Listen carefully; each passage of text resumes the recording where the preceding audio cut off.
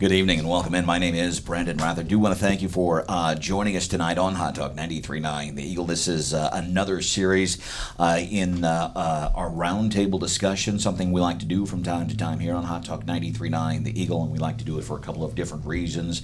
Number one, we like to highlight some issues that are happening here in mid-Missouri. We like to bring this stuff out into the open. Oftentimes our hope, our goal is it will spur discussion, or that perhaps will highlight some things, bring some things out of the dark that sometimes it's uncomfortable sometimes. And I think mental health is one of those things that can be difficult sometimes for some people to talk about, because there's I think, and I'm not a professional, thank goodness we do have a group of professionals with us on the panel here tonight on Hot Talk 93.9 The Eagle. Also want to let you know, if you go to the Wake Up Columbia Facebook page, you can watch this unfold live on the Wake Up Columbia Facebook page. First thing I want to do, I want to introduce our panelists tonight.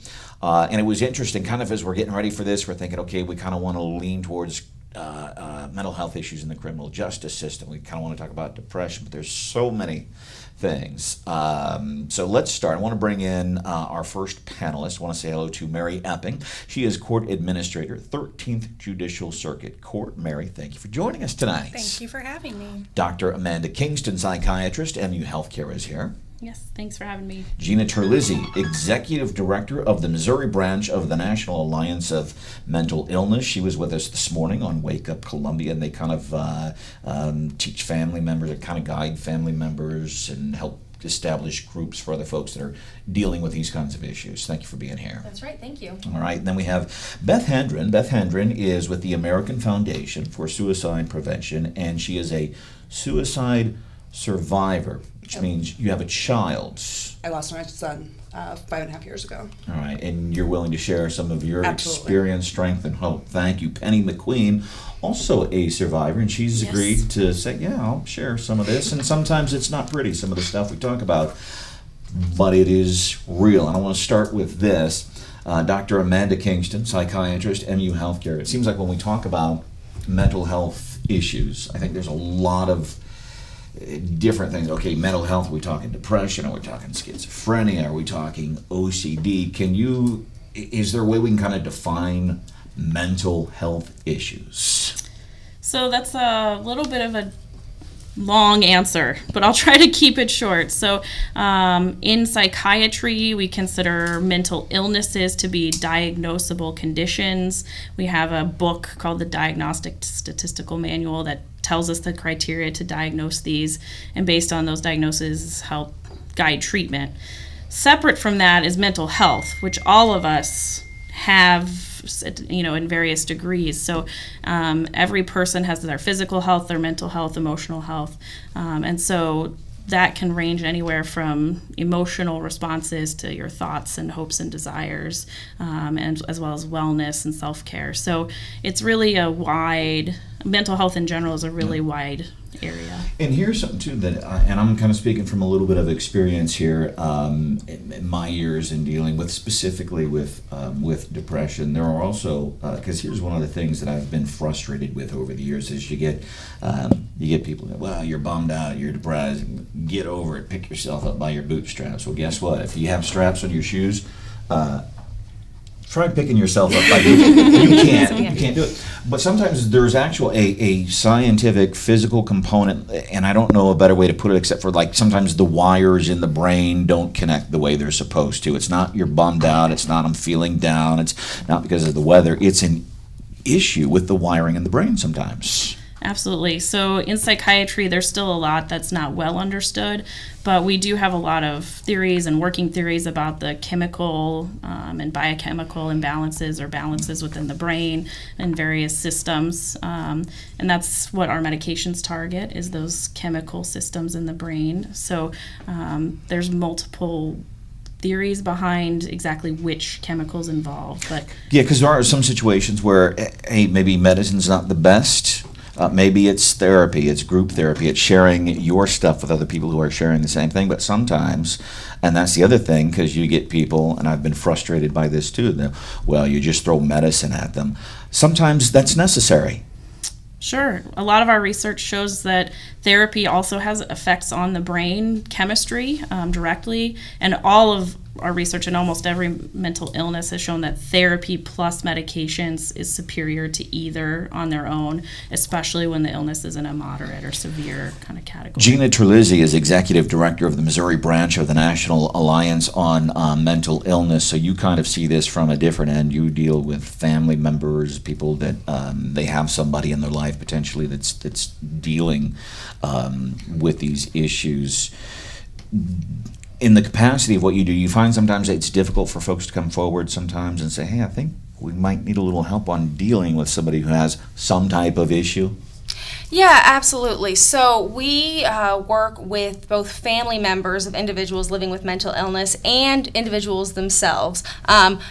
Many of the people that we work with are people who are living well with mental illness. And that's another thing that we have to be able to talk about, that you can have a mental illness and be living well with it, be working your treatment program, whether that is therapy or medication or a combination of things that make up your treatment program.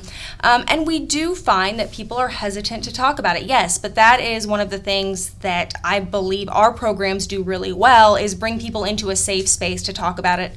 If you go into a NAMI peer support group to talk about your mental illness or your mental health condition, everybody else in that room has been through some similar experience. Maybe not your exact experience, but our peer support groups are only open for people living with mental illness or a mental health condition, and they are run by certified peer leaders, support group leaders who are living well with a mental illness. Same for our family programs. They are all run by family members. So there is no shame in talking about it. Now, let's be honest, there shouldn't be shame in talking about it in society at all, in general. It is an illness. Like you said, there's I love that visual that I get of somebody now trying to lift themselves up by their bootstraps, because that is not a real thing, but we talk about it like it is. And so that's part of what we try to do, is let people talk about it in their safe space, and then we can maybe talk about it more in society and make it not so taboo, not such a scary thing to talk about. And it's interesting because the mental health issues, regardless of the scale of mental health issues that we're talking about, it affects us in one way or another, and we have a couple of moms that are joining us. They have obviously been affected by mental health issues, particularly as that they relate to suicide, I would assume depression. But also you think about the criminal justice system. Mary Epping, Court Administrator, 13th Judicial Circuit Court, is joining us. We don't need to go, and we could throw around stats all night, but I want to talk about some real stories. The number of people that end up in the criminal justice system, the numbers can be astounding. But over the past couple of years, especially in mid-Missouri, there's been some efforts underway. Hey, we look at these people that are ending up in the system for one reason or another. Maybe if we do something now to offer help to these folks, in the long run, we might be helping the entire community. What have been some of those efforts? Well, there's been a lot. Some that I think are specific and on point to what we're talking about is mental health staffing that's been guided by Judge Schneider. She's actually a family court judge, so she doesn't see criminal defendants in her court. So she meets with a prosecutor, public defender, private defense counsel. The jail is there, as well as our treatment court commissioner, one of our treatment court administrators. And over the last 2 years, we have discussed 200 people who have been in the jail, who the jail has presented to us as suffering from some type of mental health illness. And so the purpose of this group is to really look at, okay, are these cases getting stuck somewhere? How can we help process this case more quickly? Because, as we all know, a jail is not a mental health facility. It's not the place that someone suffering from a serious mental health illness should be. So that's been one of our big pushes. One of our goals now is, if you look at kind of an intercept model at the points that individuals are coming into contact with the criminal justice system, intercept 0 would be either that initial contact with police or before they have contact with law enforcement. We want to focus on that. How do we keep people out of coming into the criminal justice system when really it's a mental health issue that they need help with? And do we think we're seeing some results with some of that? I think we're seeing a lot of good inertia towards a goal. There are some goals that we don't know if it's feasible and sustainable, such as the concept of an access center. I think law enforcement don't want people to get the message if you call 911, the person you're calling them on is are gonna end up at MUPC or the jail. There are other options, but I think law enforcement, also not being social workers, need a better alternative to know what to do with people that they come across that they can see are in crisis, and how do I get them help now. So there's this concept that other counties have done of an access center where law enforcement or family can take someone immediately, where there can be someone immediately available, because unfortunately crises don't happen 8 to 5. So those are big goals that I don't know if that's the right goal for this community, but those are the types of things people are working through. Hot Talk 93.9, the Eagle are welcome into our mental health round table. So we talk about how this affects. I think we're being logical here. We can talk about how mental health issues, and that affects taxpayers. More people end up in jail, where there's a chance to say, hey, if we do some investment on this side of things, we might be able to keep those people out of the criminal justice system, ultimately saving taxpayers some money. I want to bring in a couple of moms now. Beth Hendren, who's now dedicated to she's dedicated herself to the American Foundation for Suicide Prevention. As we talk about training, and we have Gina Terlizzi, Executive Director of NAMI, and they kind of work with families on establishing these groups. And I know law enforcement, there's been an effort on training folks. Hey, here's a couple of things that you might want to recognize. And I know you kind of hold with the idea that perhaps if some people have been able to recognize some signs of mental health issues, perhaps Eli would still be with us today. That's right. Beth's son, right? Yeah. But do you Yes. yeah, Penny's son, you're Beth. Yes. Tell us your story. My story is very unique. Cody, you will find that a lot of kids that take their own life are very high intelligence, and they tend to be loners. And there's this group of kiddos that kind of get forgotten about, and unfortunately, that was Cody. He was brilliant. He also had autism. He was Asperger's, and my story is very sad in the fact of Friday, the night before, we had a big bonfire with our family, and we were talking about how he was going to get a job and his license and what he was going to do. And the next day, I got a call, and he unfortunately took his own life. So looking back, he told his friends. He let them know what he was thinking, but in the young world, he was only 14.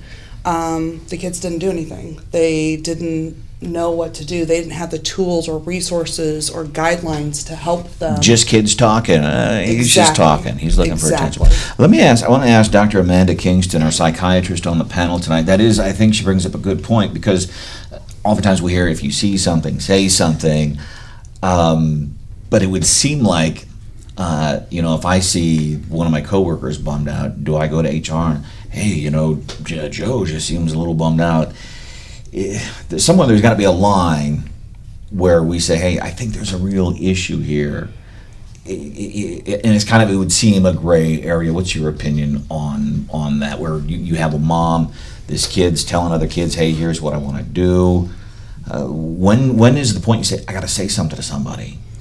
Yeah, so that's a good question, and part of that is because part of the reason that question exists is because we don't have the openness in our society to feel that we can talk about those issues with other coworkers, with maybe other resources. So, you mentioned having to go to HR as kind of how you felt the only option as the person to go to, and so that's partially a systemic problem, is not having anywhere to go that doesn't end up, feeling like somebody could get in trouble for it or something like that. But also, I think just talking to your fellow humans is important. If you notice someone struggling, not ignoring it and talking to them about it. And then if they need resources, trying to find what you can for them within the system we have. So that might be things like NAMI or the Foundation for Suicide Prevention, or even online resources that are out there. And is this a question, Gina, that you guys get? Like, how do I know it's somebody talking, somebody seeking attention? I'm so glad we're talking about this, especially when we're talking about young people. And one of the things that I am really excited about right now is we have a new program called Ending the Silence. We just did our first training 2 weeks ago. So this is a brand new program. And it is a program where we train people to go into the schools. We have a lead presenter and a youth presenter. And the youth presenter, that term is used sort of generously, it's someone between the ages of 18 and 35. So not so far removed from the high school students that they would be presenting to. And that's exactly what they do. They talk through the steps. If your friend says, I am thinking about killing myself, what do you do? What happens next? We don't try to train these high school students to be mental health professionals, but we let them know that this is something where oftentimes when somebody is considering this, they do tell someone. And we have to get away from this place where we think, well, if they say it, they're not really thinking of it. Or this person is just trying to get attention. No, this person is trying to get help. So what's the next step for the student, that student who, or that young person whose friend has said this? And that's really what the goal of this program is. And I am so happy that we have a structured program where we can go through and tell people, here are the steps, because I truly think that this has the ability to make a difference. And Mary Epping, Court Administrator, 13th Judicial Circuit Court, I see you nodding your head and writing down notes as Gina was talking. What did you write down? Well, a couple of things. Juvenile office, to see if we can coordinate. We have a juvenile justice coalition that we work with Columbia Public Schools and juvenile office, because we get a lot of referrals, but I think as it relates to mental health, one of the places that's already available is FACE, which is kind of an access point where parents can go if they know their kid needs help but they don't know what help they need. But there's just a lot of overlap here with different things that people don't always know about. Another initiative is on the adult side, creating a website of where do I go for mental health, but how do people know about that website? And that's kind of the intrinsic problem. How do we get people to know where to go? Hot Talk 93.9, The Eagle. Welcome into our mental health panel tonight. Variety of panelists, and we were chatting with Beth Hendren, who shared the story of her young son who took his own life. He told his friends that's what he was going to do. Do you think if this was something that was more out in the open, or is more okay to talk about, that, and I don't like to play what if. No, I understand. Yes, so I actually took Cody to counseling, and I took him 3 times, and he literally said not a word the entire time that he went there. He was struggling with his dad and I had divorced and what have you, and he literally wouldn't say anything. And I asked him why, and he said, kids don't go to counselors. That's only for people that are problems. And that's part of the stigma. That's part of this mental health stigma that we have got to break, because if we don't, we're going to continue to rise in suicide rates and mental health issues and criminal justice and all these. I mean, it's a snowball effect. Penny McQueen also is a suicide survivor. Mm-hmm. Can you tell us a little bit of your story? So my son Eli died in November of 2017. He was 14, the same age as Beth's son. There are similarities and there are differences. My son was a social butterfly. He had this group of friends that went everywhere with him. He had incredible grades. We had gone to parent-teacher conferences about a week before because he got a B-, and that was so rare that I wanted to know what was going on. And he just didn't follow the directions on something. He's so polite and respectful. He's wonderful to have in class. All the other kids, they were at my house all the time. So looking at him, stereotypically, nobody would have thought. No, okay. Absolutely not. But on the flip side of things, he was posting on social media stuff that was very obviously, he posted one picture that said, I'm going to OD when I'm 19. There was another one that was, what do you think it would be like if it all ended? And then another one that was, I know how to do it now. And then the night that he did it, he actually posted a picture on social media of the gun and said bye with a coffin next to it, and 18 kids liked that picture. So there was looking back now, there were signs like crazy, but he did never seem like the kid. I mean, I've had so many kids come forward and say he helped me so much. I was depressed. He helped me. That it just is crazy. But I think the breaking point for him is that he took Xanax a little more than you're supposed to, Sure. which is also a cry for help. And he went to sleep after school and woke up sometime in the night. I talked to him about 10:30. I have all of his text messages from the whole day, including him telling his girlfriend that he was going to do it, and she fell asleep. There's And nobody said anything to no, you? not until after. Now, do you, is it again, are we talking because it's a stereotype, it's not, or is it kids? I mean, what's think going on that there? his personality conflicted so much with the things that he was posting and what he was doing, that you would not believe that it would happen. Let me ask you this, Penny. What would be, I don't want to say your advice, but now, kind of knowing now, what you didn't know then, a parent comes to you and says, hey, Penny, I've got a child, I don't know, are they seeking, well, what would you tell that parent? Well, I get that constantly, Good. as I'm sure Beth does too. Some of his friends had a really hard time right after he passed, and I had a couple mothers call me and say, you've got to talk to him. I don't know what to do. You have to talk to him. And I do, and we talk about how amazing Eli was and what he would want for them, and just talk about it. Sometimes just talking to another mom that's been through what I've been through gets me through tomorrow. Dr. Amanda Kingston, psychiatrist, MU Healthcare. Do we find, especially when it comes to younger kids, can people, do you think in your experience, can they be dismissive? Oh, it's just a kid, it's just a teenager, just talking. I don't think that's exclusive to kids by any means. I think that happens a lot in the society we have. I think partially that's because people feel uncomfortable talking about it. They don't feel that they can sit with that and talk it through with someone. But also because, kind of as I said earlier, they don't know what to do with that information. If they sit down and talk to someone, they don't feel like they know what to do next.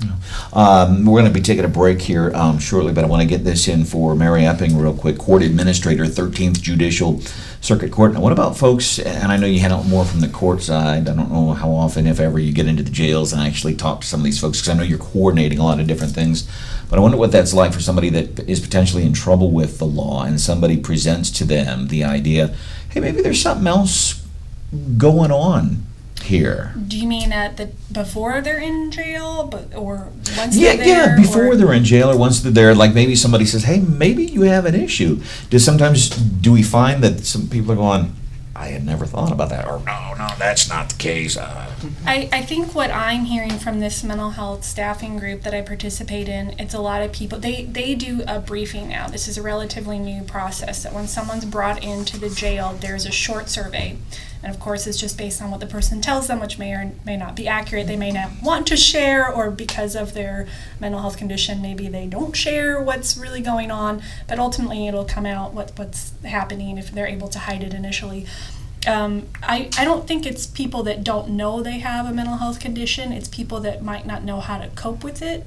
But I don't think it's people that aren't aware of it.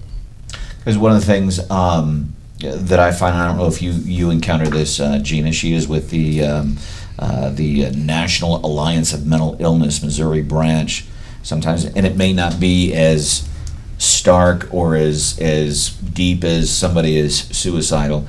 Here's one of the things, because I've related to this, and when I hear other people say it again, you say it out loud, or you hear other people say it, you go, yeah, I kind of experienced that too. Not that I'm suicidal, but I feel like some days I just want to hide under the covers all day. Is that something that you've encountered? Like, I just want to hide for a while.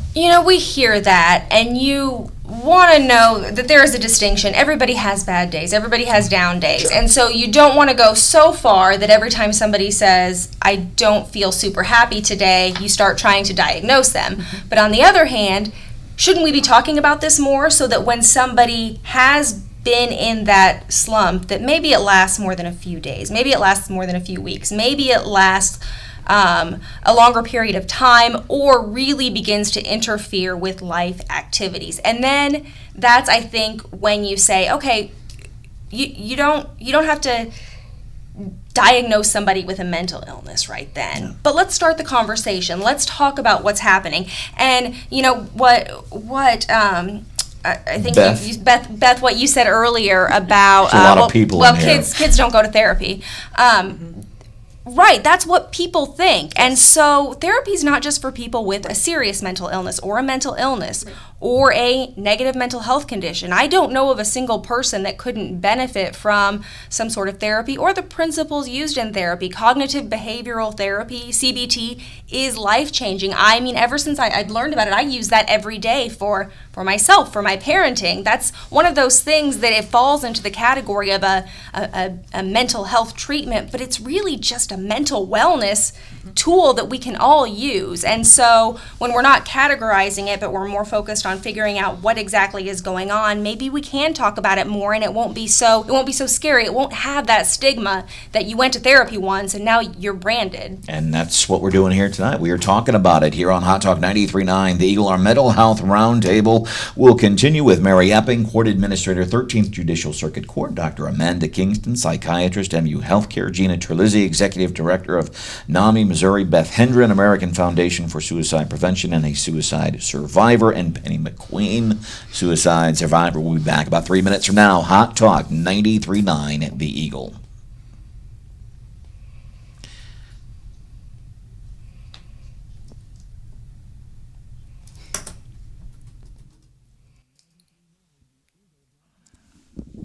So far, so good?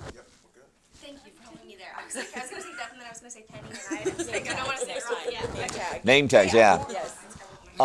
Hey, Jeremy, can I get, since we're going to the top of the hour after this one, can I get that clock so I can get an idea? Or maybe Brian can bring that clock that Brad uses. Is there anything, again, so it's wide-ranging, anything, Mary, specifically that you would like to cover or that you would like me to get you into? Okay, are you comfortable with how it's going so far, Doctor? Okay. I like you just like, yeah, whatever. There are three things I hope I can work in somewhere. Okay. I'll just try, but when we're talking about the judicial correctional system, crisis intervention team training, I do hope I get a chance to mention that because that I think makes such a difference when you have the officers. So we need to require now an LETI, so new officers have the 40 hours certification training, and then current officers that have already gone through LETI, not all of them have the 40, but they've all had a certain amount, and there's required training every year. They have to go like 23 hours, and I think, but I'm not sure, so I don't want to say it, that within that, they're mandated to have like 1 hour at least, or something. So I think they're making big steps towards making sure everyone has had training. And we participate in those trainings with the lived experience portion, and they're so valuable. Okay, all right. And if we don't get to that, if that's something That's fine. that you guys can coordinate offline, yeah, because we'll have about, 25 minutes. Beth, something else that, anything that I would love, if possible, to work in my walk. I have a Out of Darkness walk, we can do that towards, and it's our 5th one, and it's at Stevens Park. Okay. So, if at all possible, I'd love to, because I try to. It's a huge place for people to come and feel comfortable, Yes. and it's an amazing thing. So. Penny? I'm good. I didn't cry. That's amazing. What's that? I didn't cry. You all didn't cry. I was over here like. It's I've done it a few times. yeah. Do me a quick favor, if y'all can speak up just a little bit. Yep. That'd be great. Is it just being closer or talking louder? Both. Connecting the voices. I have a really great. How much time do we have? Before we come back on or until the end? We got about Brian, how much time do we have?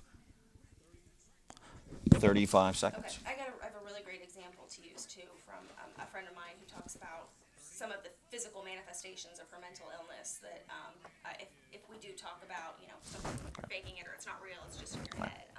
That I could use, but I can figure out. And I also have some suicide facts for Missouri, if that's something. Okay.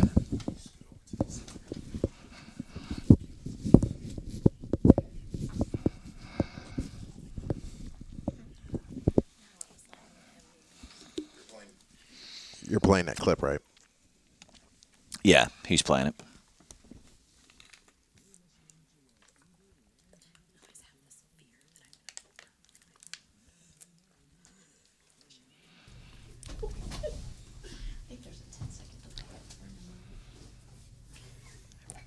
That's only for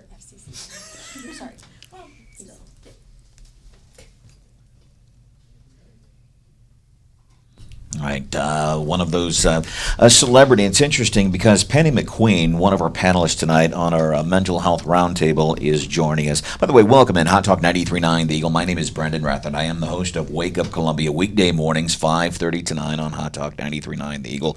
We've got some friends together. We're just doing kind of a roundtable discussion regarding various mental health issues, and there is a lot to cover. There's no way we're going to be able to cover it because there's a lot of different things going on here. Our panelist, Mary Epping, Court Administrator, 13th Judicial Circuit Court, Dr. Amanda Kingston, psychiatrist from MU Healthcare, Gina Terlizzi, Executive Director of the Missouri branch of the National Alliance of Mental Illness, Beth Hendren, American Foundation for Suicide Prevention. She is a suicide survivor. She's been kind enough to share some of her experience, strength, and hope after her son took his own life, and Penny McQueen has been willing to do the same thing.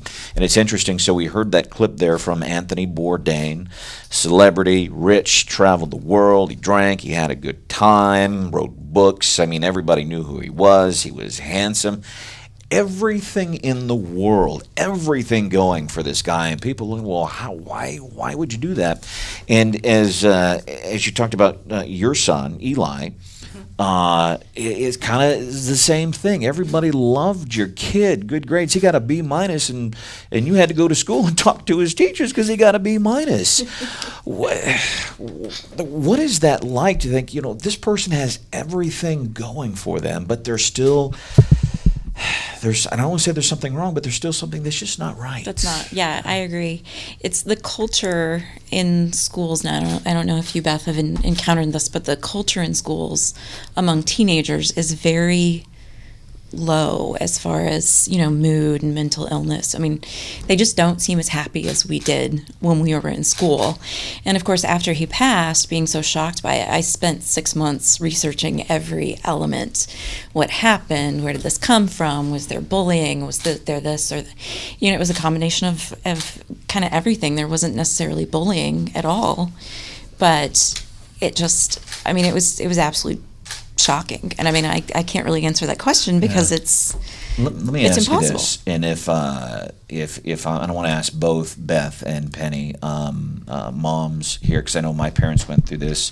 I was 19 when my brother committed. He took his own life at the age of 16. There had been some issues, drugs, alcohol, things like that, and I saw my parents deal with this on the morning of September 19th, 1989. It's my dad's birthday, and he's waking everybody up for school. And my brother Evan, he doesn't emerge from the room. Evan, he doesn't get up. My dad goes in and he touches him, and he's cold and blue. And in the years that I've talked to my dad about that, he said the first thing that came to his mind is, what did I do? Oh, yeah. What was that like for you, Penny? the first thing that came to my mind when we found him was to touch him and see if there was time to save him. And then after that, I mean, I probably have 2 weeks worth of memory that are really gone because it was so shocking to see him like that, and then it proceeded into, I did the super investigation. I should probably have a PI license by now because I went through every possible thing, talked to every possible kid. I wanted to be really angry with the kids because of not speaking up. But I know what my son would want. There was one time he got in trouble for something, and I did you shouldn't hang out with those friends anymore. And Mom, I did it too. And so I was very nice to the kids because, we all lost him. We all have the same amount of pain, and blaming it on somebody else is not gonna fix it. Beth, did you blame yourself? Oh, absolutely. I mean, one thing that saved me was every single night, still do it to this day, I tell my boys, good night, sweet dreams, I loved you first. Every single night, that Friday night, I said that to my son. In fact, it's tattooed on my arm. That saved me. My son knows that I loved him. And I am very fortunate that I know that I did what I could for him, and I was beyond my pay grade. And it's very guilt consuming. We have his stepdad is guilt consumed. His dad is. I know that I couldn't help what was in his head no matter what I did. I tried to talk to him. I tried to reach out to him. I tried to reach out to his friends. I know there's not anything else I could do. But you know what is cool is that you are both here tonight. Exactly. And you're sharing that. You're sharing some things that are not, it's not pretty to talk about. Dr. Amanda Kingston, psychiatrist, MU Healthcare. How is that? We have somebody like Eli, Penny's son. We have somebody like Anthony Bourdain. We have a whole list of celebrities. We have a whole list of folks here in our local community that we will never know their stories, but the people that knew them go, they had everything going for them, the money, the what have you. What happened? What's usually happening in a situation like that where stereotypically you think this person's got everything in the world? Why would they do that? What's happening there? Well, mental illness does not discriminate on gender, race, sex, socioeconomic status. We talked about at the beginning about the kind of chemical imbalances that can drive many mental illnesses, and those chemical imbalances don't know if you're rich, they don't know if you're poor, they don't know what color your skin is, and so those factors can really be irrelevant in terms of if you're going to have that chemical imbalance develop.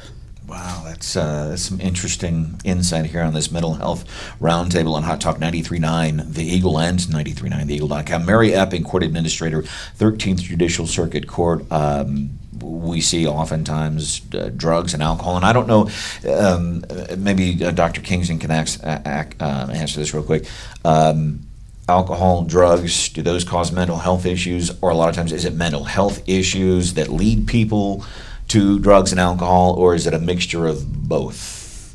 Both most okay. times, yeah. So in the court system, Mary, how often are drugs and alcohol related to health issues? I don't need exact numbers, but I can give you Okay. an interesting number. So we have several treatment courts in the 13th Circuit. One in Boone County is the mental health court, and that's funded through a tax. And we have seen, number one, we've expanded based on the need, the number of participants that are in the program. But what we're also seeing is really not only are we needing to treat the mental health, we're needing to treat the substance use. And we're seeing that at an increasing rate. We're seeing the need for transportation, for housing, and for substance abuse treatment. We're actually applying for a grant right now to try to help cover those services because it's very expensive to get those services, but ultimately what we hope is that helps the person get to where they need to be, to live on their own, to have a job, to become a productive citizen, and to stop the substance use and treat their mental illness. Yeah, and I guess it's still along the lines of mental health, addiction, a disease.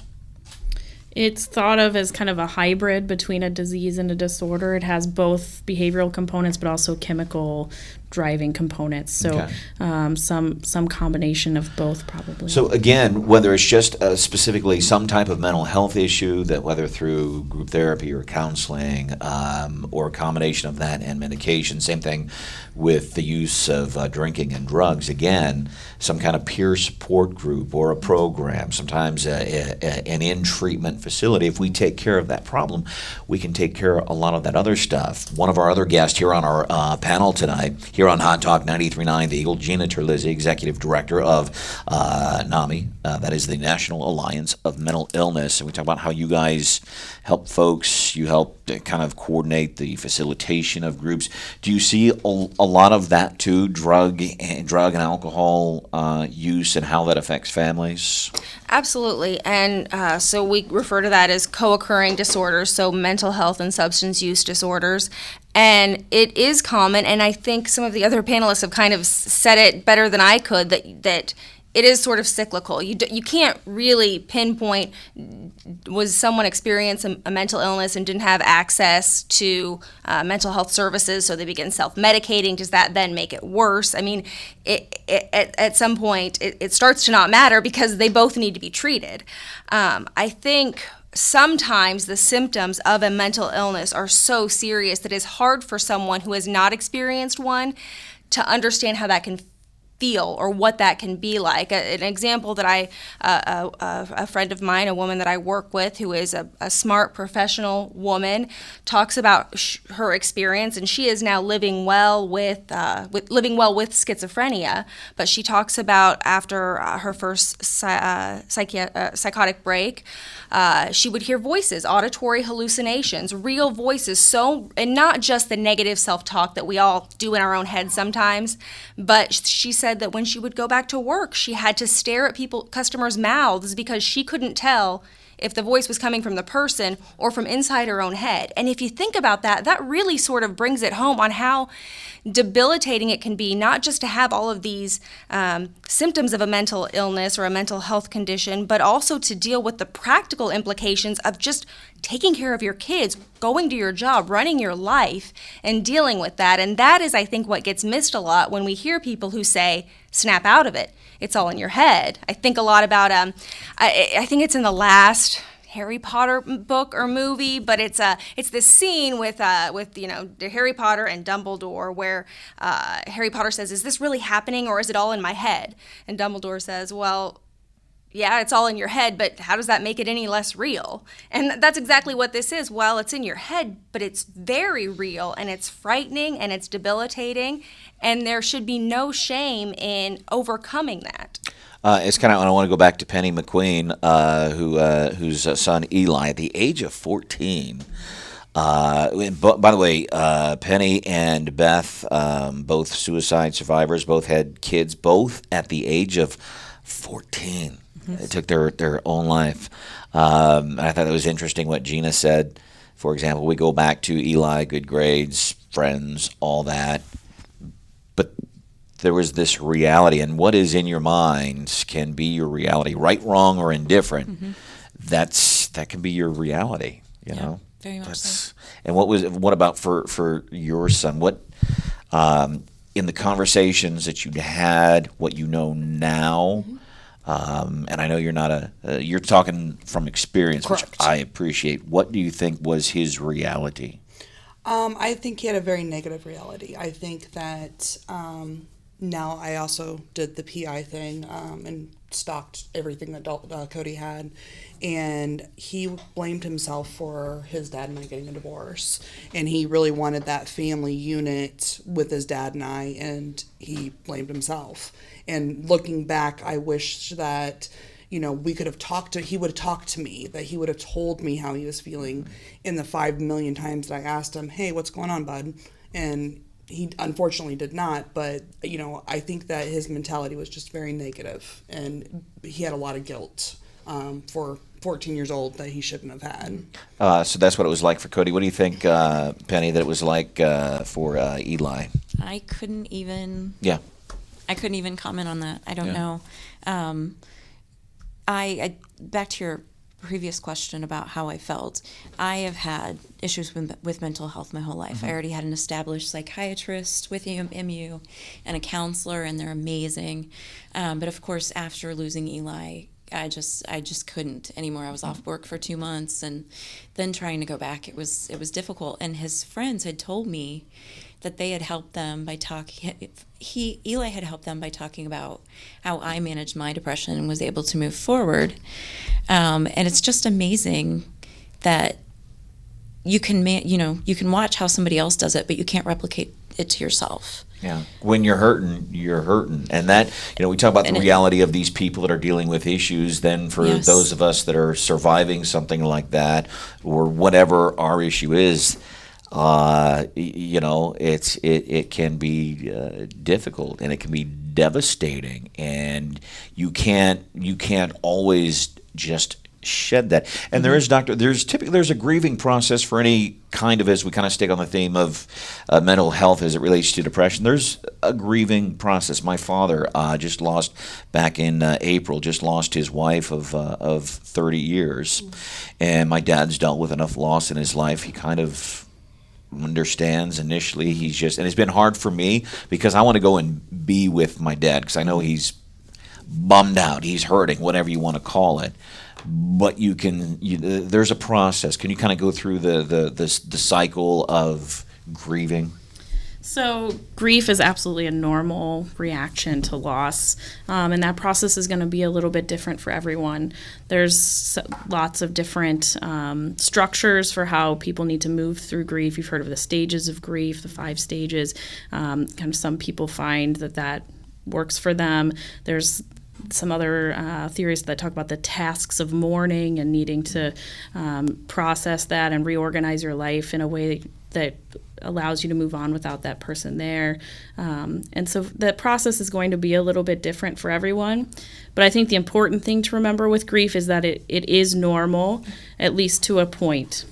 If it ever starts interfering with your ability to function in your daily life, your job, your relationships, those kind of things, or if it's getting to the point like we talked about earlier where you want to lay in bed for weeks at a time, then it's time to think about talking to someone about this being something more serious than a typical or a standard grief reaction. Hot Talk 93.9, The Eagle. Welcome into our mental health roundtable discussion. By the way, this is going to be posted on the internet following this event here tonight. Mary Epping, Court Administrator, 13th Judicial Circuit Court, one of our panelists tonight.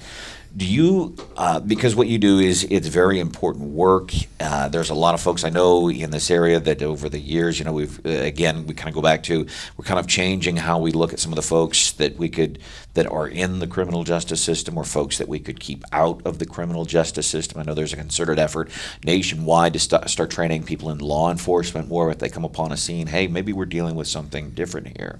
Do you ever get, because I know there's a lot of success stories that you get. Do you ever personally get to see that, or do you get to hear about, hey, here's somebody, it looked like they were taking this path in life, but because of the work that we're doing in Boone and Cole counties, here's some success stories. I always get it secondhand.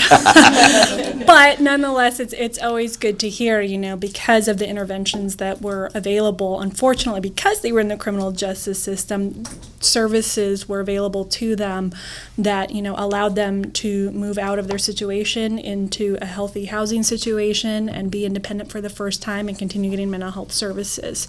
I think there are kids even in our juvenile system that have never had counseling before, or parents didn't know how to access it, but because they were in the system, services were made available whether they wanted them or not in some situations, or they were encouraged strongly to get services. So we never want people in the system just to get services. So that's again why I think there's so much focus on that preemptive, like if law enforcement does come into contact.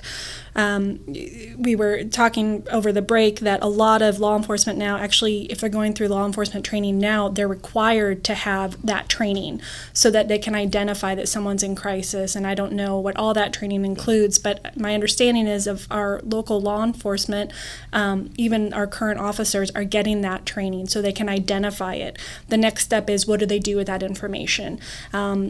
We're trying to get more of the community mental health liaisons. Borough, I believe, is allocating some more hours to an individual to serve Boone County so that law enforcement will have kind of that warm handoff concept.